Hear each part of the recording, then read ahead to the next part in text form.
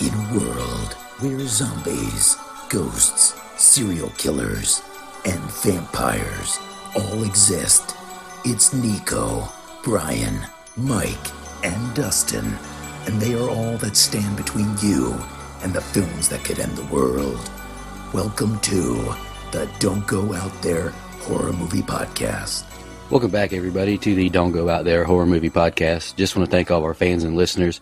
Really appreciate the support. You guys are awesome. Before we get into tonight's film review, just want to give a quick shout out to our website, don'tgoouthere.com. Everything about our podcast is on the website. All of our episodes and interviews, if you want to check those out. We've done some incredible interviews in the past. Go check them out there in a specific tab by themselves so you don't have to scroll through hundreds of episodes on Apple or Spotify, etc. We also have our store if you want to grab a shirt, a mouse pad, a hat, all that good stuff. We'd love to see your pictures, rep your favorite podcast. And Shan's Etsy page is also attached if you want to grab a tumbler.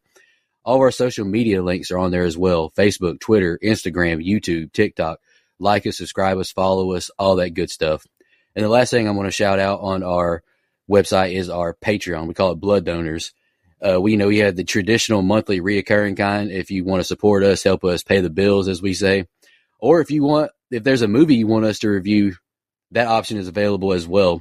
Just check out our website, don'tgoouthere.com. Also, if you haven't noticed, we've recently joined the Believe Network. So there's some ads on our program now. But if you want ad-free content, go check us out on Blood Donors. The ad-free episodes will be available there. We appreciate your support. We hope you enjoy the episode. R.I.P. to Mr. Chuck Norris. Let's jump into the film review tonight. We are taking on returning legendary blood donor, Mr. Andrew Ferguson. He, I'm assuming, is a big Chuck Norris fan. He made a legendary blood donor donation to us. He chose 1982 Silent Rage, starring the recently passed Mr. Chuck Norris. He said he just wants us to, when we get to our social media comments and questions, all he wanted was Chuck Norris jokes. Looking forward to that because those are hilarious. But we'll just jump into our quick general thoughts of the film. I'll go first. I think this is just a movie. Like, it had some parts that were just okay. Like, I know what I rated on Letterboxd. It's average rating. I didn't hate the movie. I wasn't necessarily bored, but I can't say that I liked the movie, and I had quite a few qualms with it. But, I mean, it wasn't a drudge to get through, really. Like, it was decently entertaining, but it wasn't good. Mike, what'd you think? Yeah, so not only had I never seen it, I'd never heard of it, to be honest. And so I was like, all right, Chuck Norris, how bad can it be? I think me and Dustin talked about, I've been a fan of Walker, Texas Ranger since having to watch it after Monday Night Raw all those years ago now. And so I like Chuck Norris, and I'm glad it got picked because I think it's a fun kind of step out of the box from what we normally do. That's about where my positives end, though. Like, I just did not care for the movie, and it could have been the mood that I was in, but it felt very made for TV to me.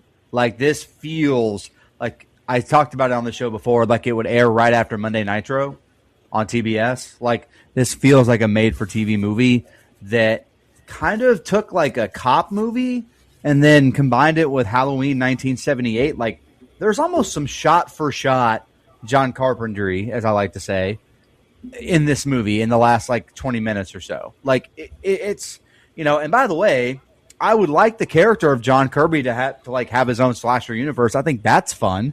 And so there is some stuff to like when it gets to like the slasher-esque stuff, but everything leading up to it just felt like a drag for me. Like, I didn't care about the relationship, the evil but not that evil doctor. Like, if you're going to do this like Dr. Frankenstein thing, I would go all the way with it and make him kind of fully evil.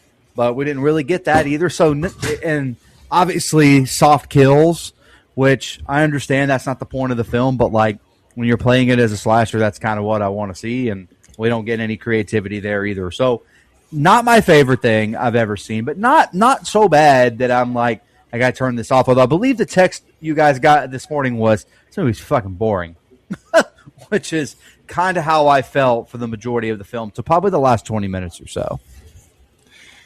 So for me, it felt very of its time. A lot of B movies were like this around that time, and I think there was some entertaining parts, sure, and it had Chuck Norris in it, who's an absolute legend. So I don't think I was ever going to hate it. Not just was he in it, like he was the star. So I don't think it was possible for me to hate the movie. I think it was just okay, though. There was a lot that didn't work, and I'll get into that. But like Charlie, the deputy, I absolutely hated his character. I think he was out of place, and he ruined the tone of the movie. Because everything that didn't involve Charlie was pretty serious stuff. Like even even Chuck Norris playing his smooth-talking ladies' man, you know, I can do you wrong, but I'm still going to get you back. Like that tongue-in-cheek flirtiness he had was comical, but it didn't feel out of place. Charlie is like, it's almost like they wrote a script and then the studio said, this is too dark. And so they was like, okay, let's write another character so that we don't have to change anything of substance. Let's add another character in here to add some laughs and lighten the mood. That's what it feels like they did with Charlie. Now, I want to take this time because I've never got to discuss this on this show. But speaking of Chuck Norris, my absolute favorite, I grew up watching Walker, Texas Ranger, right? My dad loved it. So, yes, I watched probably every episode. My absolute favorite thing that ever happened on Walker, Texas Ranger involved Haley Joel Osment. And you all probably know where I'm going with this. But CD, you know, the older Ranger, asks Haley Joel Osment's character, Lucas, and how are you doing, little partner? And Lucas says, fine, and it's little visitor now. And then he says, Adewale, or however, is how you say it in Cherokee. And CD says, oh, well, pardon my French, but I'll be damned. And they have a little silent moment, and Lucas goes, Walker told me I have AIDS. And it's like, what? It's like, Adewale is how you say it in Cherokee. Well, I'll be damned. Walker told me I have AIDS. And it's the funniest thing that's not funny at all that I think I've ever seen in my life. There's only one clip from a show that's ever been funnier than that, and it's from In the Heat of the Night. And I'm not going to quote that one because that word is not used on television anymore. Starts with an R. And those two clips are just they're not meant to be funny, but you can't help but laugh. Anyway, that was a side story that had nothing to do with anything like Charlie's character. Bro, that was I hadn't seen that clip, so you guys sent it to me on TikTok if you can find it. Dude, I will send it to you. It's definitely on TikTok. It is the funniest thing because Haley Joel Osment's a little kid. You know, this is around the Sixth Sense. Like he's that young Haley Joel, that charming, cute little boy, and he's just out of nowhere. Walker told me I have AIDS, and it's not funny, but it's my God, it's funny. I still think about how the line was delivered, how the scene was written. I still think about Boo Temple telling us whenever he was on Walker, Texas Ranger, and how his grandpa would be like, "Hey, you're not even fighting back. He's beating the hell out of you," and all that. He's like, "Dad, or Grandpa, I'm supposed to lose the fight." Yeah. Also, I think it's funny that I'm never going to say anything disparaging about Chuck Norris because even though he's passed on, I'm still afraid of that man. He is Chuck Norris. He will come back and roundhouse kick me in my sleep tonight. Roundhouse. But roundhouse. It is funny, though. He's a diminutive guy. He's not a big guy at all. And just seeing him whoop everybody in every scene, that's kind of funny. But man, he had more plot on it than god dang fucking Sidney Prescott. Chad Meeks. Yeah, Chad Meeks, Sidney Prescott, all of them. Yeah. All right, guys. I'm doing the scene by scene tonight. Do you guys have any other opening thoughts before I get into it? Yeah, you stay tuned, Dustin. Right. I got a lot of questions throughout. I need your opinion on things. Okay. All right. I'll pay attention tonight. Lord, bear me strength. We open with our opening credits, a very 80s score, and a stained glass window. A phone rings, and there's someone pounding on the door as a kid wakes John up. He tells the doc on the phone, John does, that he's losing it. And if I lived in that noisy-ass house, I'd probably lose it too. The doc says he's on the way, and John says he can't make it. He hangs up and goes outside and grabs an axe. I did think it was funny the landlady yelled at the kids to go outside and then yelled at them to get back in the house, all in a span of about 90 seconds. Did anyone else catch that? What are you doing, lady? Anyway, John brings the axe inside and chases the landlady up the stairs. As John tries to axe his way through the bedroom door, her husband gives John a Hulk Hogan-like chair shot to the back, which did 0 damage. And if you know on Hulk Hogan chair shots. So John turns around and gives him the least enthused axe hack to the head I've ever seen, which killed the husband and almost killed me from laughter. John pokes his head through the door like he's Jack Torrance, and the landlady yells out the window for the mailman to call the police. The police have an incredible response time in this town, but they're still too late, as John killed her too. Sheriff Dan Stevens, played by Chuck Norris, checks out the house, and John is upstairs waiting, axe in hand. Sheriff Dan finds the husband's dead body and draws his weapon. John tries to attack the sheriff from behind, but he didn't realize he was messing with Chuck Norris, who is still invincible at this time. John escapes through the window, and the deputy almost shoots Dan in the face. As Sheriff Dan searches for John, John attacks him with a 2x4, and another struggle ensues. Sheriff Dan subdues John and cuffs him, and Dr. Hallman arrives as John is put into the backseat of the cop car. John's not done, though. He snaps the handcuffs with ease and kicks the door smooth off the cruiser, beats up the whole police force, and takes a handful of shots to the chest. We hear that he's alive, and he's in shock. This must be Chad Meeks' grandfather. That's a wild open. Everyone's invincible. That Chuck Norris rubbed off on everybody, you know? Right from the credits, the first thing I thought was, Nico's going to fucking love this movie. Right here in the 80s, that synth pop score, that old-ass opening credits, Nico's going to be in love because Nico loves the 80s, everybody. By the way, I would say there's nothing silent about this man's rage, because especially with this woman screaming at the top of her lungs. This was, golly, man, this is one of the most ear-shattering screams we've covered in a long time. Couldn't stand it.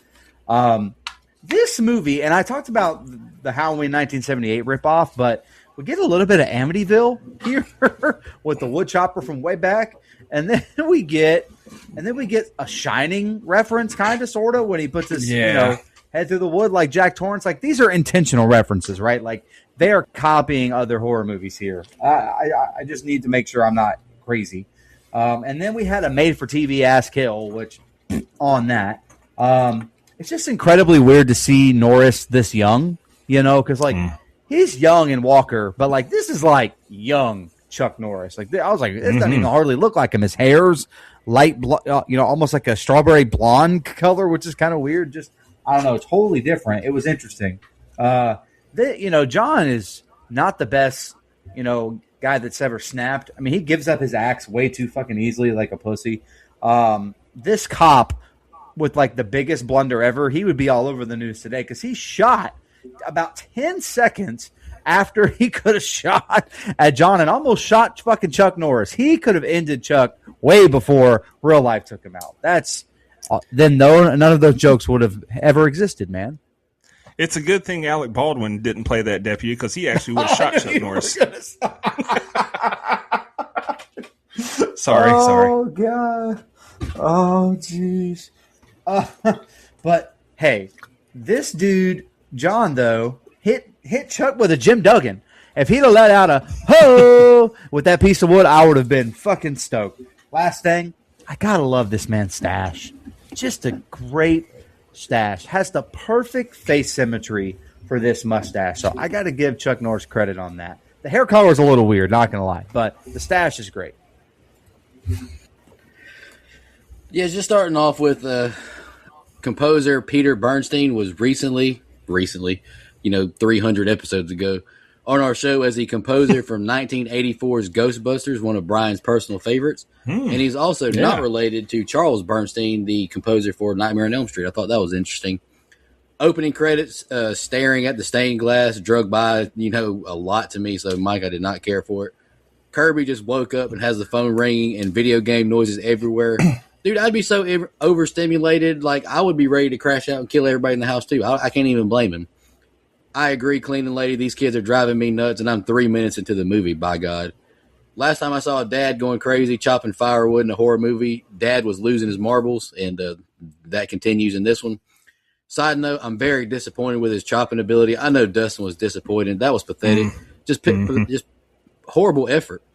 To no surprise, Kirby has lost his marbles, but I cried laughing at the noise the axe made chopping whoever this random guy is in the head. And I say that a lot throughout this movie. Like, the sound effects are horrible. And I don't know if y'all have seen this clip or not, you two or listeners of the show. But as soon as I saw this black guy deliver mail, all I could think about was Theo Vaughn asking Andrew Schultz, is the post office just giving black guys mail and hoping it gets to where it needs to be? Cleaning lady with pathetic effort getting out of the house. Jigsaw would be so disappointed with her will to live. I actually like there being no score as Sheriff Stevens looks through the house. It makes it more realistic and creepy. The fight sequence is hilarious between Sheriff and Kirby, like especially the punch sound effects. They're horrible. Terrible acting by the deputy who shoots, and his reflexes were horrible. Another horror movie with terrible gunshot sound effects. Why is it so hard to get right? Like, I just don't understand. We're 10 minutes into this movie, and Sheriff and bad guy are already squabbling. How does this movie stretch another hour and a half? And I quickly learned it's because they had Chuck Norris just shoehorned into a bar fight for no reason. But we'll get to that later. Yeah. I laughed out loud at the two officers grabbing the guy. We got him, Sheriff, after they do nothing to help the sheriff the whole time. That made me mad and laugh at the same time. Why is the doctor upset Kirby got shot? He broke free from a police car and attacked officers. He should have got shot faster. And the last thing I didn't think it was a terrible open, but outside of some bad sound effects and acting. But I was pretty locked in for the most part.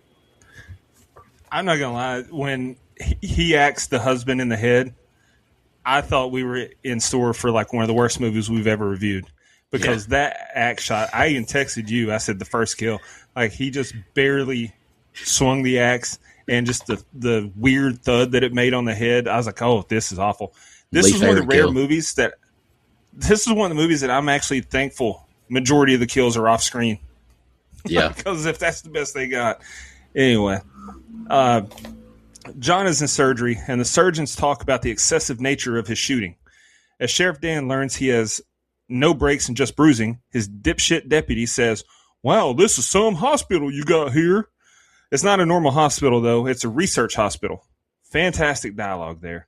Back in the OR, we learn that John is brain dead, and one doctor wants to try Mitogen 35 on John, the first time they've used their special formula on a human.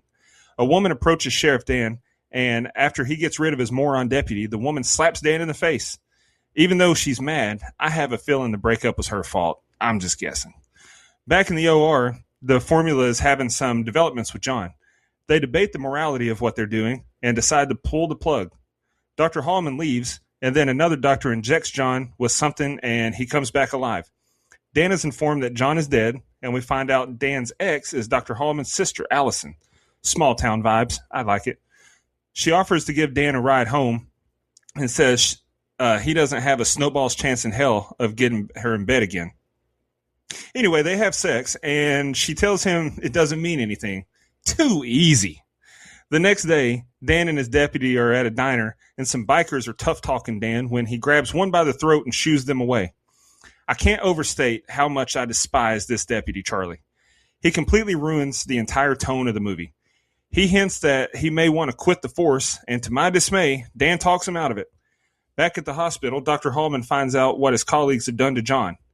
They basically turned him into Wolverine. That's an X-Men reference, Nico. His wounds heal without a trace of a scar very quickly. Dr. Hallman says he wants John put through the whole works, and we see him in an MRI machine. What do you guys think? Yeah, these two doctors, first thing we really hear them talk about is jerking off. What kind of doctors are these? I mean, this is, man, we're in some bad territory here. Even Grey's Anatomy doesn't do that shit. You could just, well, I don't know if it does or not. Actually, I don't know. I haven't watched enough Grey's. It's, what season 98 right now, right? Something like that. I don't know. I said the other day on Twitter that entire classes of doctors are going to graduate college, start their careers at Seattle Grace Hospital, and then retire, and that show is still going to be on the air. Yeah, it's insane. But you could tell this movie is old because a robot will be doing a lot of this surgery now. I'm just saying, having I'm hip, I'm up to date on what's going on in the hospitals. This woman slapped Chuck Norris because he dumped her. Outrageous behavior that women just get away with, by the way. And then this man just laughs it off. What a beast. He doesn't care what she has to say. Anyway, but then we know Chuck Norris is smooth as butter because all he had to do was kind of creepily run back to her, pet her neck a little bit, and she was right back with him. He got back in them guts quick, son. So good for him. shout out, and I say this every time I get the chance, shout out to a nice, what looks like a cool bar spot or a local diner, one of the two, maybe a little combo of the two here. I'd like to hang out here, have a couple beers. Maybe not do the lewd shot with Dustin again, though. Last time he tricked me, I think he put something in it, made me go crazy. I don't know what happened. Now, South Park. Oh, yeah, well, that'll do it to any regular man. Listen, South Park has a name for these dudes on motorcycles. If you've seen the episode, you know. Not going to say nothing else, but that's the first thing I thought of when I saw this. And by the way, just what your favorite deputy needs, more onion rings.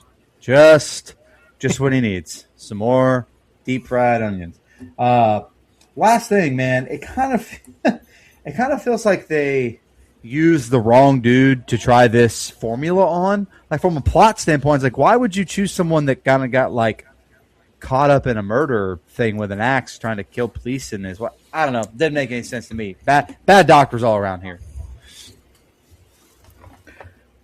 Yeah, the first thing I thought was, is this accent real by actor Joe Farrago, the ER doctor? I swear, to me, it just sounded like he was trying to do like an Indian accent or something because it didn't seem natural at all. Kirby getting volunteered to be the guinea pig for an unproven drug, hell yeah, why not? And you know what? Totally valid for Dan to start coughing and getting nervous when a pretty woman initiates conversation. Totally get that. I would do the same thing. And I know that Dustin was dying laughing at Dan being told he wasn't getting any from Allison for old time's sake. Then it immediately cuts to them in bed and her whooping her shit. I loved it. I need your commentary on that after I get done, by the way.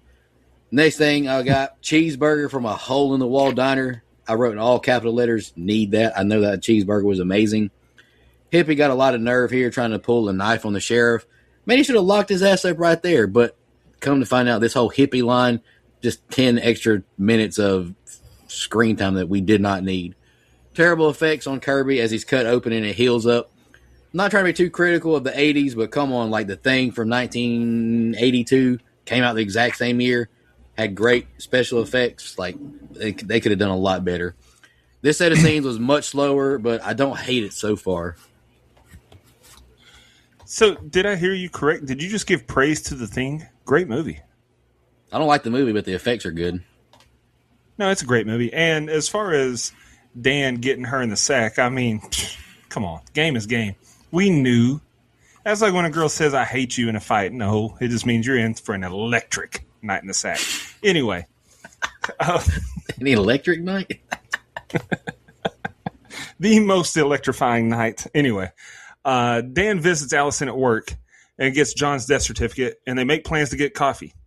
Back to the doctors, and we see that John's genetic structure has been altered. Meanwhile, Allison tells Dan she can't start seeing him again. And he's just like me for real. He just says, okay. The doctors tell, I just laugh. She's like, I can't see you anymore. He's like, okay. Like, I already had sex with you last night. I don't care. But anyway, the doctors tell Dan they're doing an autopsy on John. And Dan heads out after Allison tells him no date tonight. The doctors continue their arguing. And John wakes up as Dr. Hallman is sent away. Oh, have I mentioned I hate Charlie? He tells Dan he put his dog in the deep freezer when he was a kid and killed it. And then when Dan said to go to a bar because he sees the motorcycles outside, Charlie slams on the brakes and does a 180 in the road to turn around for absolutely no reason. He didn't say, hey, there's a crime in progress. He just said, turn in there. What was that about? Tokyo drifting for... God, I hate that man. This is one rowdy-ass bar, too. I mean, it's the middle of the day. And inside, they're passing a woman around and pouring pitchers of beer on her chest. It's crazy. Charlie ignores Dan's instructions to let him do the talking, and the bikers laugh at the cops. And we see that they have the bartender tied up with a noose around his neck. That was crazy. Charlie goes outside to call for backup, and Dan gets ganged up on by the bikers. But he's Chuck fucking Norris. He cleans house, and everything is under control. Back at the hospital, the doctor tells John he's his life's work and not to worry about Hallman. Go ahead. Look, man, it's clearly obvious that Chuck Norris laid that pipe well, son. I mean, she's already putty in his hands. She hated him 20 minutes ago from a movie standpoint, so got to give credit and tip of the cap to Chuck here. She tries to reject him as well. Like, we had sex, that was a one-time thing, and he doesn't give a fuck. That's how you play shit right there, son. Shout out again to Chuck. You know, these are the doctors that kind of scare people away into becoming conspiracy theories that, quote, don't trust Big pharma. Okay, well, maybe we shouldn't. But these doctors are half the reason that people are scared to go to the doctor. So great for them. This woman, I want to be clear. Before you ask me, Dustin, no is the first answer. The second answer is 8. That's my answer. Okay? 8. That's all you need to know. I think you'll know. Solid number. Okay. But to quote Dave Chappelle, she has great New York boobs, which she does. It's just a shame that they're covered in, is that sweat? Beer? What's on her tits, man? I don't know what's going on in this movie. Slobber? I don't know. I assume it's beer because they were pouring beer on the other one. Yeah, I guess that's fair. I can just know the thing from the motorcyclist from South Park, the slang name for them. I'd be filling this whole bar with uppercuts if I were Chuck Norris. Not if I were me, but if I were Chuck Norris, I'd be filling these whole. I'd be hitting them in the face with my dick beaters. You know what I mean? Anyway, this man, God, the fact that this dude, that's a big bar full of bikers, this dude with this hair and this stash is whooping everybody's ass. In this particular moment, he looks like someone that would do your taxes, and he's just whooping everybody's ass. These guys all ought to be ashamed of themselves, but that's the way it is. And then this loser cranks a bike up inside the bar, like you mentioned, Dustin, in the middle of the day.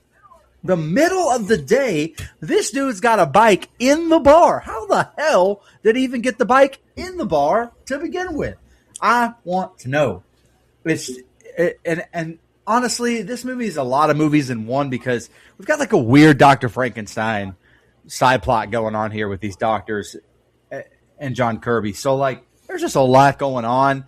The movie gets a little bit better from here. Like, there's a little bit more going on, but still, man, these bikers wasted screen time to me. Dan visiting Allison again. It's always get your girl back season. Shout out to that. Allison says, and I'm going to need your commentary, Dustin, so I'm just giving you a heads up. Allison says she's not sure if this is what they want. You can't just start seeing each other again. Then gets mad he isn't trying hard enough. Dustin, you have any commentary on that? Yeah, I mean, it's just women don't know what they want. And at that point, you already gave him what he wants. So, okay. Like I said, he had the perfect reaction. Okay. Yeah. What do you want? What do you want? I love watching these two doctors crashing out and having a power struggle as Kirby opens his eyes. Shit's about to hit the fan, and it really does. Charlie reveals he's a damn idiot and psychopath.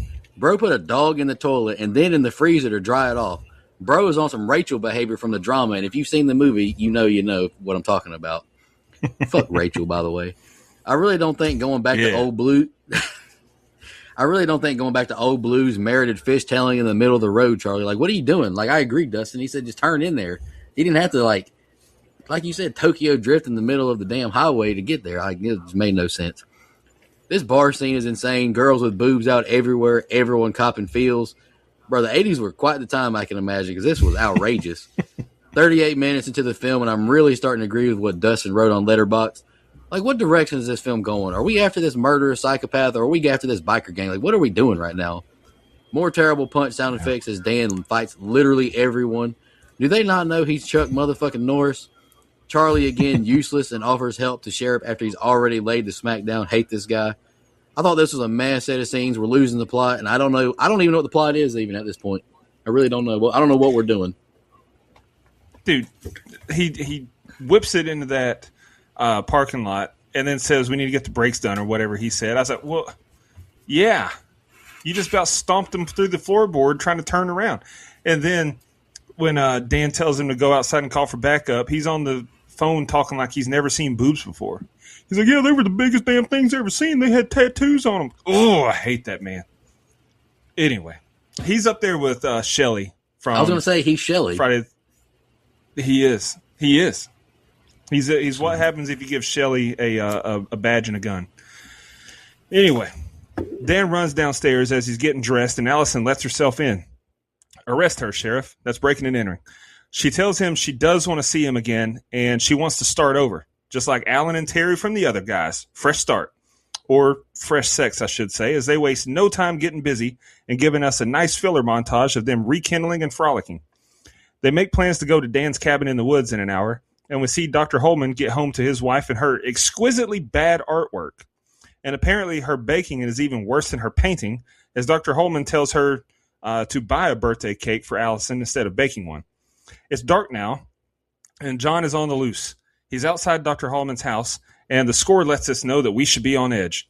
He sneaks in the house and tries to attack Dr. Holman in the basement, but he gets away. He grabs a gun to protect himself, but for some reason, turning on the damn lights in the house never crossed his mind. He tries to reason with John, but John lunges at him, causing Holman to shoot him twice in a very 80s action-style scene. John heals fast, though, and comes after Holman again. Holman shoots him a third time, sending him tumbling down the stairs. Still not dead, John grabs Holman, and they struggle on the floor as Holman's wife returns home with dinner and eventually finds Dr. Holman's dead body. She sees John and runs upstairs screaming. She pigeonholes herself in the attic, which made me wonder why she ran upstairs and not just out the damn door that she just entered, back to her car. Women's logic, I tell you. Sheriff Dan is leaving now, which also made me wonder how it got so dark so fast. He said he would be there to pick up Allison in an hour, and it was very sunny at that time. Now it's pitch black. Anyway, Dr. Holman's wife decides to see if the coast is clear, and John grabs her from behind the door and bashes her head against the wall. What'd you guys think of that? I'll tell you what I think, Dustin. This opening part of this scene proves that Chuck Norris puts his socks on the same way as everybody else. 1 foot at a time, buddy. That's what I saw. So, I don't know. Maybe a myth busted right there, you know what I mean? Anyway, my phone just turned off, and that's where my notes are, so bear with me there. This woman is clearly addicted to that Chuck dick. I mean, and I got, again, tip of the cap to my man Chuck Norris, who's, I'm not gonna lie, I kind of forget the character's name. He's just, and I said that in my last set of scenes. He should just play Chuck Norris in every movie. Fuck Dan. You give a fuck about Dan? All I think about is Dan Connor from Roseanne. That's what I think of when I hear Dan. But this, we get a little bit of like a lovey-dovey scene here. Okay. Like, who is it for? We talked about, like, what is this movie? It's kind of like a B movie, but, like, what's the romance angle in this movie actually for? Like, who's the target demo? It has, like, ass kicking. It's got psycho killer, and then it's got this love angle. What is this? I think this is for all the girlfriends and wives that got. I think this is for the girlfriends and wives that got dragged to the theater to watch the movie. They give them this to like, oh, yeah, fair. Now I will say, you come home and I ended up being wrong because they got a pizza instead. But this woman looked like she was painting and doing cooking and in a kind of a skimpy outfit. What a wife! You know what I mean? Good for this guy. This scene is shot and made like. Sorry, I just skipped right over it. I'm sorry. Anyway, this scene is almost shot for shot Halloween. Like right out of the movie, the way they move the camera through the window, the synth music, the way they have Kirby moving, the shadows, the outfits, all of it. Like it's a clear inspiration, beat by beat. Stole the whole flow, word for word, bar for bar, right here. Now, doesn't mean it wasn't well done. Kind of was the best part of the film. Not gonna lie, pretty good stuff. He should have shot John 6 times, though, if we've learned anything from Dr. Loomis. I mean, once we get to this, I'm a fan of this part. Like, this feels like some true horror movie slasher-y stuff that I think is pretty well done with tension, suspense, and I think that's really, really well done. And then, especially when she's hiding and, you're like, the music gets louder and louder and louder, and then all she does is open the door.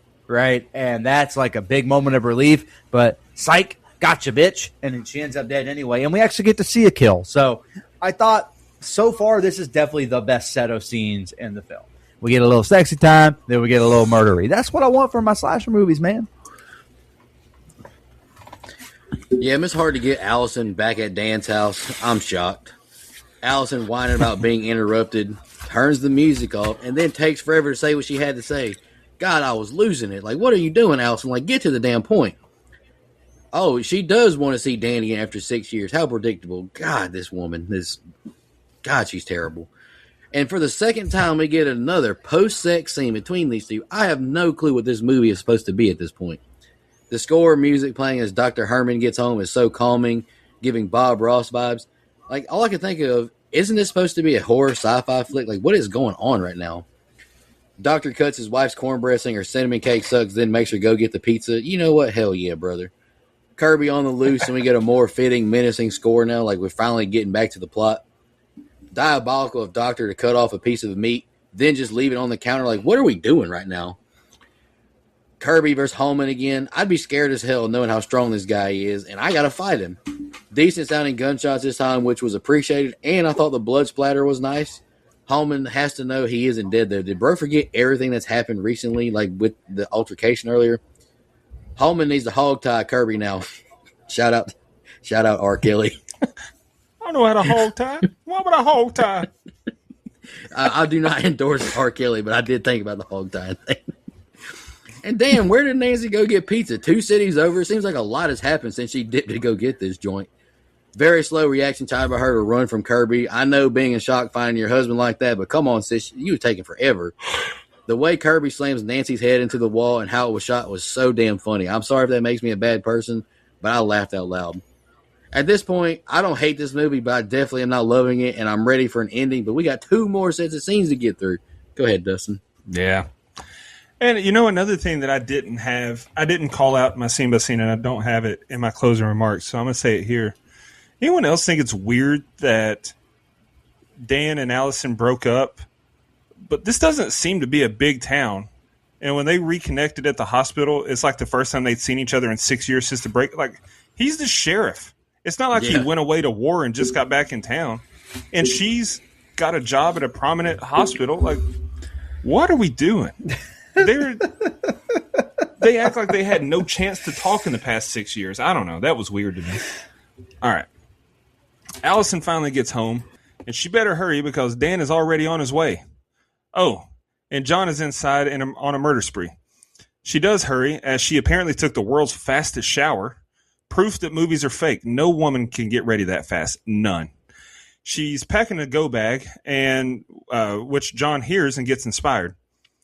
Allison finds Nancy's body in the bed, and then finds her brother hanging out on the back of a door. She heads out, but as she opens the door, Dan is arriving. He consoles her, and John sneaks away behind them. The police clear the scene and take the bodies away, and Deputy Dipshit takes Allison to the institution for a sedative. Ah, the good old days. At the hospital, the other doctors are looking for their Frankenstein's monster when he returns. They clean up his wounds, which all should have been fatal, but have healed on their own. Dan arrives to talk to them, and he tells them Dr. Hallman's been murdered. The doctor says he'll gather Dr. Hallman's files, and Dan goes to check on Allison. The other doctors talk about Hallman's death, and Dr. Phil says, I didn't just call him that, that's his name. I finally put it in the notes. His name's Phil. Dr. Phil says he doesn't care if John killed 100 people. He's the future. But they'll never get the Nobel Prize. They agree to terminate him soon, and Dr. Phil goes to lay down a while. The other doctor goes in to inject John with sulfuric acid, which causes him to flatline. He doesn't stay down long, though, as he jabs the doctor with the same syringe, killing him. Dr. Phil makes a discovery, and on his way to share it, he finds his colleague's body dead in the hallway. Deputy Doofus does his best De Niro taxi driver impression in the mirror, which served no purpose whatsoever, and Dr. Phil pours himself a drink as John walks up behind him. Dr. Phil tells John they've made history, and John snaps his neck as a congratulation. John's making his way through the hospital, killing doctors along the way, and Deputy Dumbass and Allison hear the commotion. They go to check it out and catch John in the act. The deputy predictably gets manhandled and bear-hugged to death, and Allison makes a run for it. Dan hears about an alarm at the hospital and heads to his honey. John continues his game of hide-and-seek with Allison, and we're in POV mode, but he finds another doctor to kill instead, and the next set of scenes is the ending. First of all, Allison, calm the hell down, man. You're so loud, screaming and shit. Man, you're going to get Chuck Norris shot. All right, we don't need that. And my man Chuck changed clothes here after their sexy time and shower and told her to meet her later. I feel like Chuck's wearing a shirt in 1982 that I had in 2013 and used to wear to the Dallas Bowl in Tampa and do a little line dance. And he look like we're wearing the same damn shirt, brother. That's crazy. this doctor, which you said Dr. Phil, right, is an idiot. Like, don't let the doctor tag fool you. That doesn't make these guys smart. This guy's a dumb shit. And I would be roundhousing this doctor if I were Chuck Norris. Like, you're the reason that this guy's now on the loose. Like, fuck you, man. I'm roundhousing. I know this isn't Roadhouse, but still, he deserves a good kick. And I was hoping from here that we would get some more cool slasher stuff, but we really don't.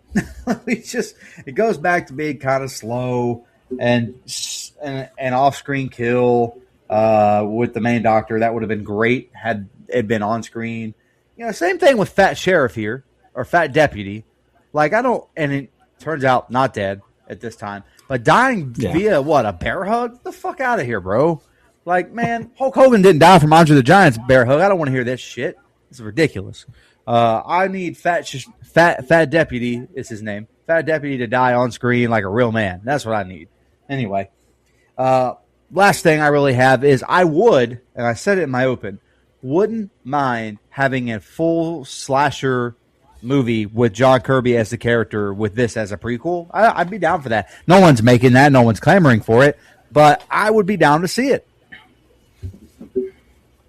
Yeah, they got to do a lot more backstory because they kind of just threw us into a movie, then had Chuck Norris just be Chuck Norris, and they said, watch it and you like it. First thing I thought, Kirby pulling a Candyman, taking a nap on the job. Like, what are we doing, Kirby? Like, wake your ass up. And shit has officially hit the fan. Very spooky for Kirby to leave Tom and Nancy's corpses in her room to find. Allison is more worried about Dan holding her than telling him what she saw. Like, focus, man, focus. Like, all she cared about was Dan hugging her and holding her, it seemed like. The press was a bunch of scumbags, even back in the 80s, as they're pushed off from the crime scene. Allison, again, more worried about hugging Dan than anything else. Like, come on, lady. Like, she was down bad, it seems like, these past 6 years. The doctor in charge knows what this guy Kirby is capable of and acts shocked he's gone. Like, give me a break, man. And wait, Kirby went back to the hospital? This guy is a master manipulator. This was impressive. Dr. Spires continues to be a scumbag, willing to let people die to test his science. Underrated cringe to me in horror is when needles are shoved into people. Not for the faint of heart. I do not like syringes, needles. I don't like any of that stuff, and especially don't like being stabbed by somebody else. Dr. Spires apologized to the corpse of Dr. Vaughn. What a dick. This is all your fault, man. Charlie continues to be a goofball. You're not Clint Eastwood. I haven't seen him do anything, productive all movie. Like, I hate this guy. I laughed at Kirby snapping Spires' neck. Like, what did you expect, you idiot? Jesus Christ, Charlie is awful. I want to kick his ass my damn self. He wouldn't even be qualified for Haddonfield Police. That boy Kirby scooting through this hospital. How did he get downstairs so fast? I was very impressed by that. Horrible acting by this random doctor. Like, I was just blown away by how bad it was. I'm ready for the end. I'm really not sure how this movie has stretched out this long, but I'm ready for it to be over with. Well, here we are. Dan arrives back at the hospital and immediately finds a dead body in the elevator. Allison emerges from her hiding spot, and Dan takes a moment to check on his deputy, whose favorite Cutting Crew song is I Just Died in Your Arms Tonight, because that's what he did. Allison cautiously heads for the stairs, and we cut back and forth between her and Dan as an intense score plays. John finds Allison, and Dan hears her screaming. As John approaches her, Dan shoots him 6 times like he's Dr. Loomis, and John goes through the window, falling several stories to the ground below. But since he's Wolverine, he's not dead, and he starts choking Dan until Allison pulls her best Brandy Norwood imitation and runs him over. She starts driving off, and Dan gets to the vehicle, but John is holding onto the rear bumper. Dan and Allison ejecto-cito cuz, leaving John in the vehicle, which goes off the road, flips, and then blows up. John walks around on fire and screaming until he falls in the water. After his swim, he reemerges, and Dan and Allison run, but John catches up to them. We get one more classic Chuck Norris fight scene, which ends with Dan giving John a John Cena attitude adjustment down a well. Not sure why he thought that killed John, though, considering all that he'd been through and survived, but okay. And the movie ends with John's head popping back up out of the water below. What'd you guys think of the end? I already said this, but bears repeating. Just don't see Chuck Norris as a guy named Dan. It's either Chuck or Walker. Those are the two. That's as far as I'm willing to go with it. Just play yourself. That's all I'm asking. The fact that Fat Deputy didn't die yet, and you guys are going to, I don't know if you guys were as sus about this as me, but soon as Dan here hugged him. He died. What's up with that? Died in the arms of another man. That's a tough way to go out. Anyway, nothing wrong with that. Just throwing that out there. Suspect at best, I would say, Charlie. The scene with music building up and Allison is actually really well done. And I'm not, they gave Kirby a little bit of personality here. He's like kind of playing with her. Like, I think that's some pretty good horror stuff. I just wish there was more of it in the movie. We are straight up ripping off Halloween again, though, with a shooting out of a window. even H2, because this would be post H2, where it's at a hospital and stuff. Like, there's some really rip off stuff going on here, and I don't know. I'm trying to figure out what can actually kill this guy. That's what Dustin just said. Is like, I don't know why he thought the FU you called an attitude adjustment, ruthless aggression error, brother. Got a little FU in there. That's all the same stuff. But I'm just trying to figure out what the hell can actually kill this man. The standoff between him and Norris was hilarious. Like, that is some bad B movie stuff with the way the score was playing. It cracked me up. And now I will tell you, I would pay for a movie where it's just Chuck Norris and this guy fighting, like they live for 45 minutes or so. That I would pay to see. That'd be all right with me because that was kind of fun. But, then we get like a Friday the 13th thing where he's like in the water and at the very end his head pops out and the credits start playing. Like, come on, man. How many slashers of the time can you fit into this son of a bitch? I am glad that it's over, though. There is only one person on this planet that can stop an invincible killing machine, and that is Mr. Chuck Norris disguised as Dan Stevens. But I did think very suspect hug right here by Dan to Charlie. I didn't think all this was necessary to check on his well-being like this. Like he was holding bro like very suspiciously, if you ask me. The most obvious jump scare ever with Kirby appearing in front of Allison. Dan arrives in time to shoot Kirby out the window. I swear if this movie ends like Halloween 78, you already said it, Mike, but I agree with you, brother. Laughed out loud at these two guys rolling around the parking lot together. Like, what are we doing right now? Big props to Allison for being proactive and running Kirby over, but why are they driving away? Like, finish him off. Pause. That was crazy. Hilarious seeing Kirby being drugged behind the truck. How did these two not notice this guy crawling through the back window, honestly? Like, what are we doing? Like, are they... It had to be plot armored. Like, hey, Chuck, turn your powers down a little bit. Don't see this guy crawling through the back window. Chuck Norris rolls out of a moving vehicle and has no damage inflicted. Hell yeah. And I'm crying laughing at Kirby on fire, hooting and hollering. This movie is low-key hilarious. Another Chuck Norris fight scene, because why not? His fists are more deadly than bullets anyways. Terrible sound effects, though. Terrible. Appreciate Allison finally deciding to help Dan out in this squabble. More terrible sound effects, but smart thinking to throw his ass down the well. And when did Kirby start making noises, though? That sent me. Like, hasn't he been mute pretty much the whole movie? I don't know if that actually killed him, but as long as he doesn't have Samara powers, it shouldn't be a problem. And to no one's surprise, Kirby is still alive at the bottom of this well with an unnecessary final jump scare. They just couldn't resist it, could they? They just couldn't resist it. Well, there was plans for a sequel. It never grew legs. But I mean, you had to have the jump scare because you had to let us know. You didn't have to do it like that, but he obviously wouldn't die from that. I mean, the man was just on fire 2 minutes ago. That's true. Let's jump over to our social media comments and questions. I got the Instagrams, and these are all Chuck Norris jokes. Can't wait. Real Matt Sears has 2 of them. Chuck Norris doesn't flush a toilet. He scares the shit out of it. Hell yeah. You can never name a bridge after Chuck Norris because clearly nobody crosses Chuck Norris and lives. Chuck Norris knows, this is from Nice _384. I like that one. Chuck Norris knows Victoria's Secret. Fun fact, Chuck Norris was so popular that he had a restaurant in Iceland named after him called Chuck Norris Grill. It was pretty good. I don't know if that's true or not, but that sounds cool. And the last one we got... That one sounds true. That's cool. It does sound cool. Last one we got is from ass _clap. Chuck Norris has actually been dead for years, but the Grim Reaper was just too afraid to tell him. R.I.P. to the legend. That's a good one. Yeah, brother. Dustin, Nice. you got anything on X or Blue Sky? X. Yeah, I got X, the artist formerly known as Twitter, pulled up. Mr. Blood Donor himself, legendary blood donor Andrew Ferguson, said, this one is crazy. I replied and said, if this were anyone else, I wouldn't believe it. But he said Chuck Norris once told a woman to calm down, and she did. Whoa. Whoa. Impossible. And then that guy, Millhouse 14108, shout out Steve. He said he's got a few here. Chuck Norris can slam a revolving door. Chuck Norris can hear sign language. Chuck Norris's shadow has a six-pack. Chuck Norris lost his virginity before his dad did. Chuck Norris can win Connect 4 in 3 moves. And Chuck Norris was a kamikaze pilot 7 times. And then he also shared an AI video of Chuck Norris owning every villain. I mean, it's got Freddy, Michael, Jason, Voldemort, Thanos, Hannibal Lecter, the Joker, Darth Vader. He's just roundhouse kicking them all in the face. It's awesome. Roundhouse. Yeah, of course you don't, Jason. He's scared of water. Oh, sorry. Oh, fuck off. Mike, we got anything on Facebook? Do you have that pulled up by any chance? No, we don't. Yeah, I did. No, Okay. we don't.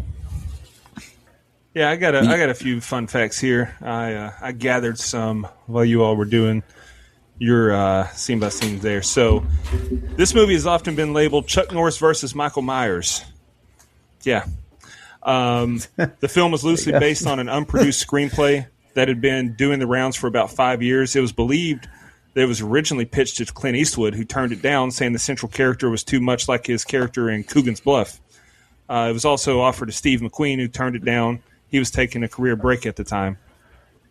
This is the only role for Lilith Zoe Rayleigh, who played the biker chick who flashes her boobs to the deputy. Reportedly, one of the producers met her at a bar one night in Dallas during pre-production and asked her if she wanted to be in the movie. She immediately said yes. He told her that she would have to flash her breasts on screen and asked her if that would be a problem. She just smiled, put up her shirt, and exposed her breasts and said, "Not at all."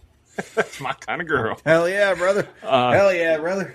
I'm changing my answer to 6. I think this is a cool commitment. During pre-production, director Michael Miller did extensive research into genetic engineering and regeneration. He met with doctors at UCLA and held detailed discussions with scientists at the famed Wadley Institute in Dallas, where interferon was developed. I didn't say that right. This one's hilarious. In December 1982, 4 con artists set up a fake telethon to raise funds in order to rescue murderer John Kirby from the well. They managed to get $6.2 million from the event. It wasn't until 2012 that the hoax was revealed. Good. These guys were geniuses. The biker bar, smart as shit. The biker bar fight scene was shot at a famous Dallas hangout, Old Blues' bar. That bar was frequented by the Texas Rangers baseball team. That's pretty cool. This was the only movie written by, I can't remember his name. I do want to give him a shout out. Joseph Fraley. This is the only movie he ever wrote. So apparently he's like, man, they really hated Charlie. Let me just stop doing this, focus on other things. He's a student that went pro in something other than athletics. Hopefully he got a CDL. And then the last one. The last one I've got is that Mike Johnson, who played one of the bikers, and he also did stunts in this movie. He was also in Buffy the Vampire Slayer with David Arquette. Wow. Nice. I just got a couple more Chuck Norris jokes, Mike. Then you can do the budget. Chuck Norris uses rib condoms inside out, so he gets the pleasure. Hell yeah! And the last one I got is my personal favorite. Chuck Norris uses a live diamondback rattlesnake as a condom. Go ahead. Yeah. Oh god! But I'm kind of confused. What is that word? Condom. Condominium? What is that? I've heard of them. I don't use them. Condom? God, man, move on. Okay. This motherfucker. I have to look that up. Yeah, you should. Never mind. You should try it. Just try it once. A condom? Not that. A condiment. A good condiment like mayonnaise is one you should try. No. Fantastic condiment. Just so you know, the movie was made for $4.5 million and made a whopping $10.5 million domestically. $4.5 million. Yeah, and it made 10.5. Not bad. I'll be. All right. Jumping to our favorite kill, least favorite kill in the rating. Dusty, you want to kick us off and jot our scores down? Sure thing. Favorite kill was Deputy Dumbass. Look, it's not the best kill, but I hated him so much. I was just happy he was gone. Least favorite kill, there's a lot of them that are off screen. So I could go with any of those. But, man, that first axe to the head was just so comical. I got to go with that one. As for my final thoughts on the rating, the movie was just so tonally unbalanced. It had potential to be really solid, but Deputy Charlie added a much unnecessary attempt at humor, and the biker scenes, they just served no purpose. And those things hurt the movie for me. Also, the synopsis calls John a Vietnam War veteran, but that was never once mentioned in the movie. I feel like a backstory of some sorts would have helped a lot. Like, why was he living with these people? They're just credited as landlady, and husband. Like, who were they? How did he end up here? Why is he going crazy? Instead, we just see a guy who wakes up and we assume, oh, yeah, kids will do that to you. I'm going to kill everyone. Overall, it wasn't the worst thing I've seen. It wasn't the worst thing I've seen, and it was entertaining at times. Also, Chuck Norris.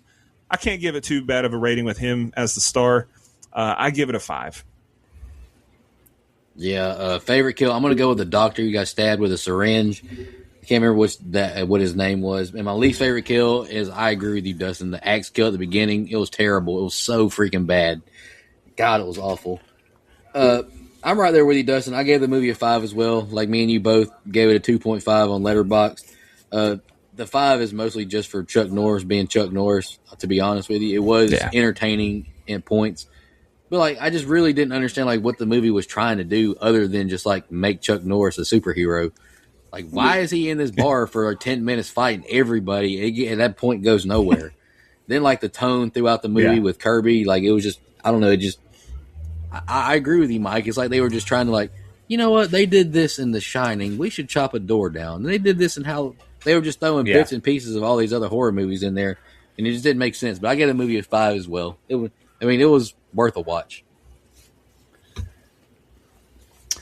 Yeah, I didn't have a favorite kill, but my least favorite kill is the axe kill for sure. That was fucking horrible. There were better kills than Velocipaster, brother. So that's how you know. Also, Velocipaster, more entertaining than this movie. I don't know about better. We'll see. But I enjoy Velocipaster more. It's different. Yeah, look, all the things I said in my open where there's some okay stuff. You know, if they had stuck with the more slashery route, I may have enjoyed it a lot more. But it just, so bland and boring in parts. And Chuck Norris does a lot to save it. Like, he's entertaining as hell, just kind of being this same guy. But not enough for me to really ever want to turn it on again. So, for the first time, maybe ever, I'm going to give the lowest score. I gave this movie a 4. I gave this movie a 4. So that gives us get lower than you guys. That gives us a composite score of a 4.67. IMDb's at a 5.5. Letterboxd 2.7 out of 5. Rotten Tomatoes, shocking, 57%.